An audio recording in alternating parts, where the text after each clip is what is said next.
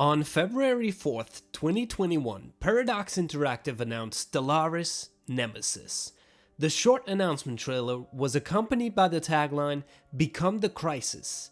It is now the end of February, and we will be taking a look at the information that has become available since the release of this announcement trailer. On February 5th, the first dev diary gave us a bit more information on Becoming the Crisis. You can now become the biggest threat to the continued existence of the galaxy by picking the associated Ascension perk. You will need to have 2 other Ascension perks unlocked before you can select Become the Crisis. The Ascension perk is available to most types of empires, but Xenophiles, Pacifists, and Rogue Servitors are unable to have the color purple as their favorite. There is no limit to the number of players that can pick it, but the AI will less likely do so if there is another empire that already has it. As soon as you have chosen to become the Crisis, you get access to a new UI tab, where you can see your current Crisis perks and Menace objectives. As you perform certain evil deeds, you'll be rewarded with Menace. Some of these are rewarded upon reaching an objective, while others are rewarded over time while certain conditions are met, such as having a vassal. To reach the next Crisis level, you will need a certain amount of Menace, and you will also need to finish a special project to take you to the next level.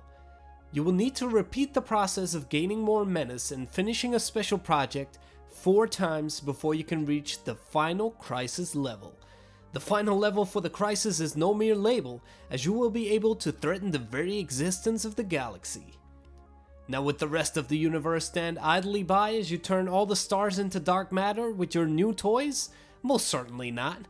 As soon as there is a galactic council, the galactic community can propose to elect one of the council members to become the custodian. In order to be effective at their role, the custodian must gain access to some special powers. The custodian may need to be able to affect which resolutions move to the Senate floor, so they have extended powers to be able to influence that more directly. In order to protect the galaxy from threats within and from beyond, the custodian is able to construct ships for a galactic defense force.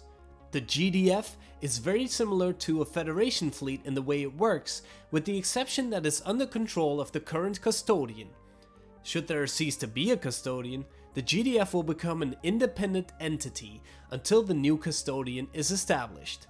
That is, if that is to happen. Because custodians have quite a bit of power, and it may not be easy to give up that power.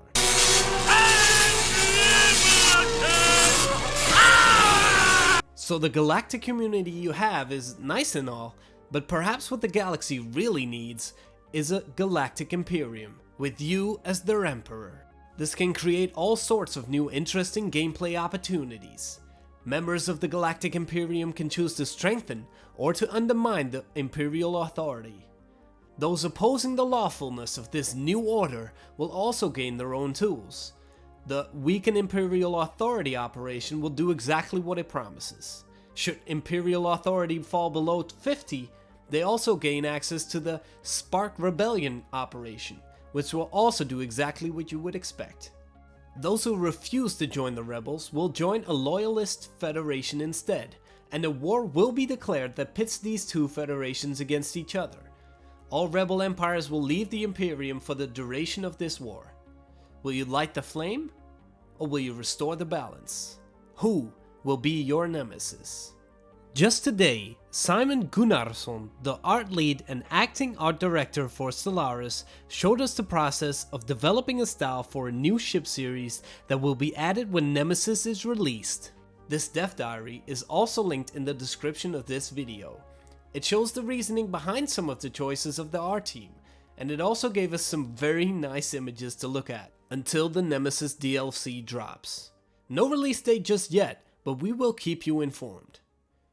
Thank you for watching Cheese Dip TV.